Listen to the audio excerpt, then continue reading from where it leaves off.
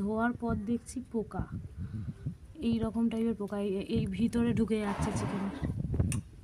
এই চিকেনের ভিতরে ঢুকে গেল, ঢুকে গেল। আর এই একটা এই এই এই চিকেনের ভিতরে ঢুকে যাচ্ছে। এই দেখো, এই দেখো কেমন ঢুকছে, দেখো এরা এই চিকেনের ভিতরেই আছে। আমি লেবুর রস দেওয়ার সাথে সাথে বেরিয়ে এলো, বুঝেছি কীরকম ঢুকে যাচ্ছে। এই ঢুকে গেল। ওকে, এরকম 4-5টা পোকা আছে চিকেনের ভিতরে।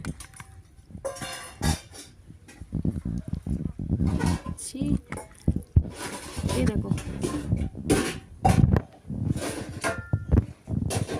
দেখো এসব খেয়েই মানুষের শরীর খারাপ হয়ে যাচ্ছে।